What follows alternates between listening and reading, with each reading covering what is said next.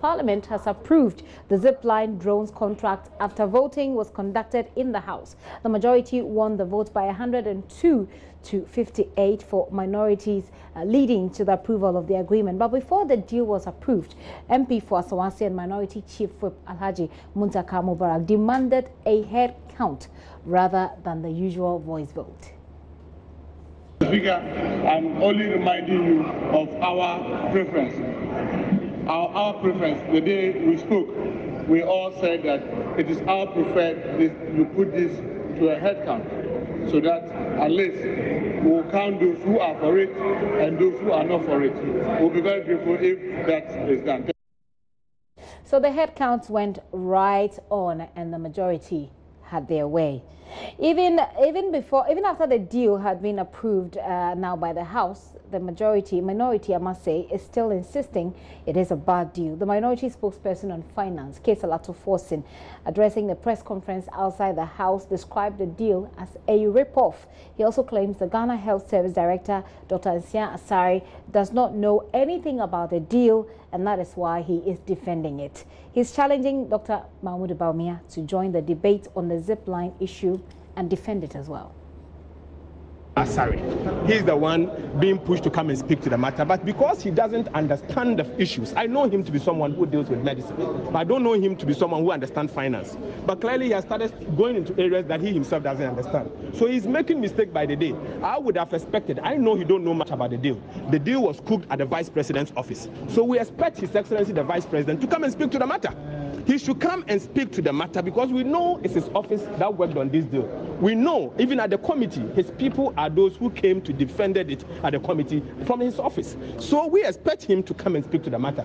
In fact, today is a sad day for Ghana. Partisanship is killing this country.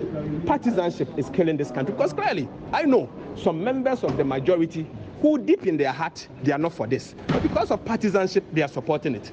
It's a sad day for this republic. Unfortunately, they use their numbers to pass the zip line, which we, the minority, opposed. And we asked for head count. Clearly, they outnumbered us, and so it has gone through. But we won't stop there. We will still pursue this matter because strongly we think that it's a rip-off. Our options are available to us.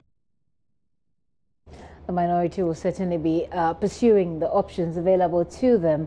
But let's go to Joseph Apoku-Gakpo, our parliamentary affairs correspondent, who's standing by to give us the details of how it all went down. Joseph, it must have been very dramatic in Parliament today.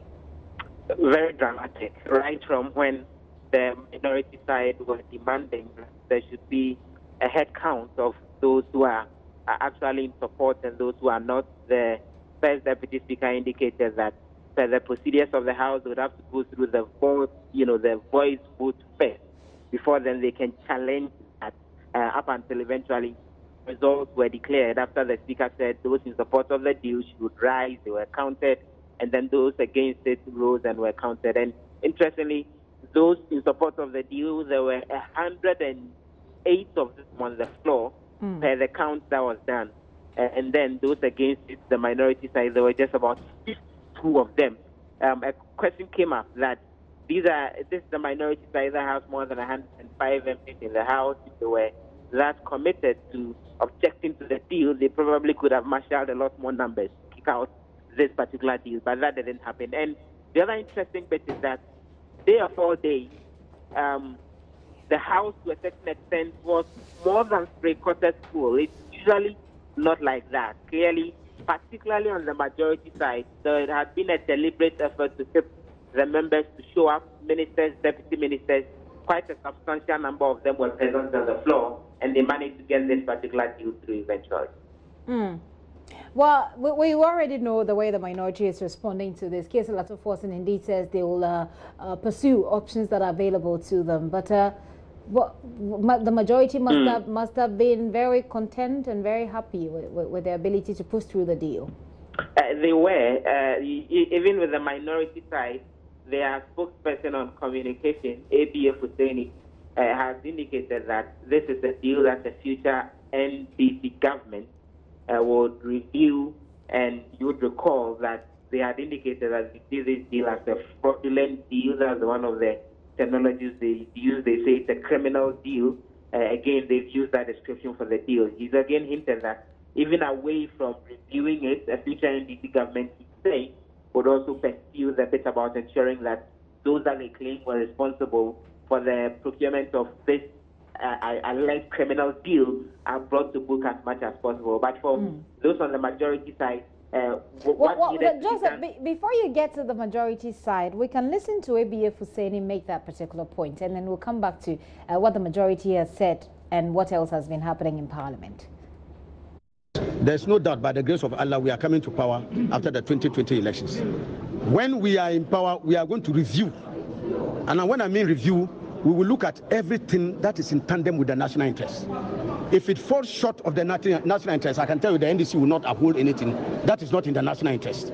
So we will look at things that are ultimately in the national interest and in the supreme benefit of the good majority ordinary people of this country. Okay. So long as it's in their interest, that is what we uphold. If it is not in the interest of the good people of this country, we will take steps to make sure that it is in the interest of the good people of this country. Your argument is that it's not in the interest of the people of Ghana. Of course, we are saying that some aspects of it are not in the interest of the good people of this country. And so to the extent that is why the minority opposed it. If everything was deemed to have been in the interest of the people, would have upheld it. But like the a ranking member on finance has spoken, this country is being shortchanged. Okay. So those areas in which we are being shortchanged are the areas that we are calling for to be rectified. And so when we have the opportunity to be in power, those areas will be rectified without necessarily throwing overboard policies and programs that we have started. But those areas that seem to shortchange the good people of this country will be rectified. So that's ABF Hussaini there speaking about reviewing this deal if they come into power. But Joseph, you were telling us the minority's reaction after this. Yes, for those on the majority side, they went back to look at the deal. There were concerns about the Ghana Civil Aviation Authority not giving any permit in order to allow for the fitting of the drones under this contract. They say they've managed to procure a letter from the GCAA indicating that the work is ongoing in order to allow for the approval. And so they are satisfied with that. According to the chairman of the Health Committee, they've also reworked the financials. Earlier, you recall that there were concerns about a disparity in the figures about how much will be charged if the company goes ahead to distribute materials in the night and during the day, which was one of the major issues that the minority raised. According to the chairman of the Health Committee, all that has been fixed.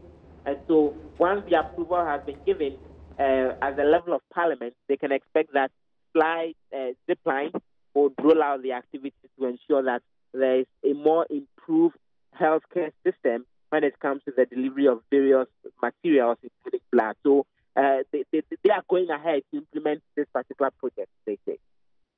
Well, Joseph, what else has been happening in Parliament? Two main things.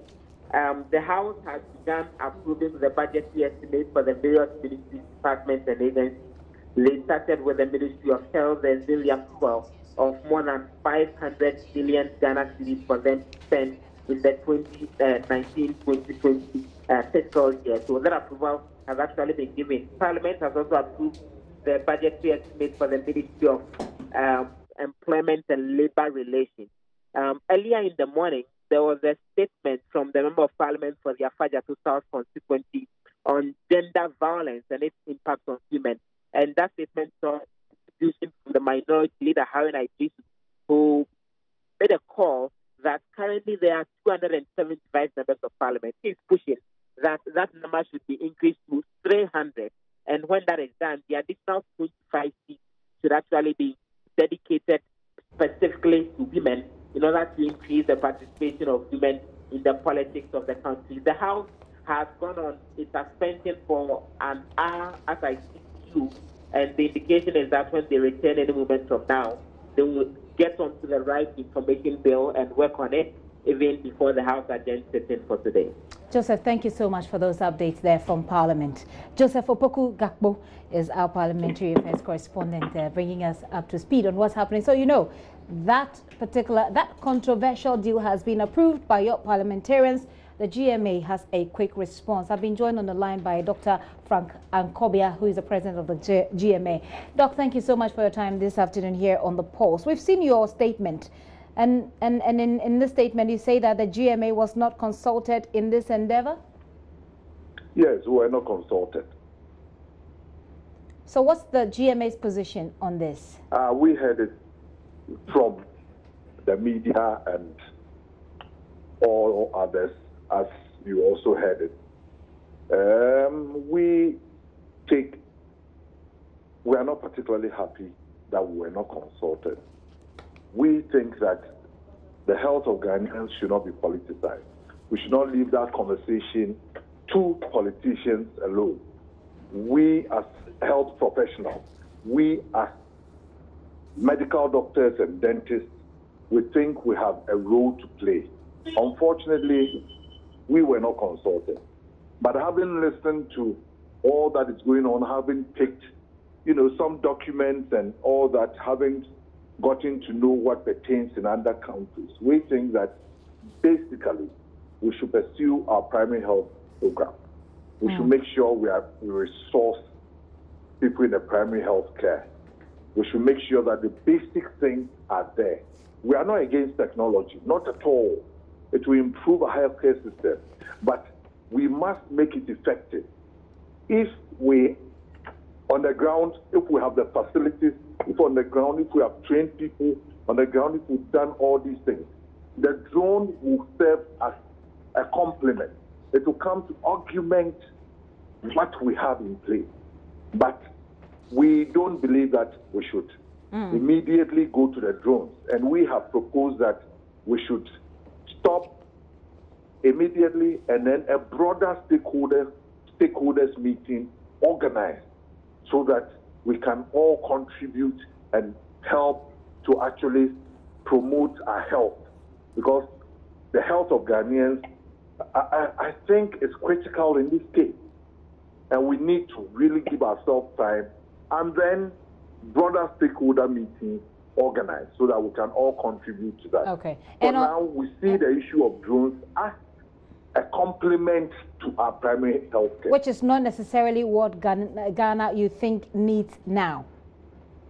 For now, I'm afraid to say no. Probably it will come later on. But for now, we should put structures in place. You're calling for a suspension of the planned implementation of the system immediately. How do you intend to achieve that? Yes, that is what we are calling for. So that, and then the second thing is to have a broader stakeholder consultations on the use of this system. We are not against technology, not at all. I think we are already using technology in our hospitals, technology everywhere, and we actually agree to the fact that we may get to it. Don't you think that the GMA's response is rather too late? Because this has been an issue that the Parliament has been debating. The minority has made a lot of noise about it, and we didn't hear GMA through all of these. We're hearing the GMA after it has been approved, after it has been pushed through in Parliament. Okay, you are telling me that it's gone through Parliament now. We knew the debate was on. Okay. Unfortunately, we scheduled our meeting for today, and then we knew we were coming out with a statement today. If Parliament has passed it, it must be put on record. It must be put on record that we had a dissenting view. We thought we could have done it in a better way. That does not defeat the purpose of your view in the first place. We didn't know Parliament was going to pass it today. We had a meeting today, and then that is the statement we have come out with. It must go on record. It must be on record. Okay, so if government doesn't listen to you to suspend it as you're pushing for, you just want to be sure that this is on record. Yeah. Okay. It must be on record that doctors in this country, this is what we said about it. It's unfortunate that I'm hearing from you that it's in past. Yes, it's in past this afternoon. It's just unfortunate. You didn't hear from us because we needed time to look at all the documents. We did not want to rush to come out with a statement from an ill-informed position. So we made the effort to gather all the information, documents from all sources and things like that. We thought this was the appropriate time. So now that it's been approved, finally, now that it's been approved, and you have come up with your statement, your position, which is that it has to be suspended, what are you going to do next? Well, we've come out with our statement. That is what we want. I think the broader stakeholder consultation could still continue. Nothing stops. It's been passed. Doesn't mean we cannot still have a stakeholder meeting. No, I think the broader stakeholder meetings must actually continue. It is even more important and relevant now. Okay. All right. Dr. Nkobia, thank you so much for your time this afternoon. Thank you, Matilda. Yeah, on the pause. It's actually gifty, but that's okay. Matilda actually arranged you so we could talk to you. Dr. Nkobia, Frank Nkobia, is the president of the Ghana Medical Association there. Very interesting conversation, trust me. And it is definitely a developing story. We'll keep our eyes on it. We'll keep you informed.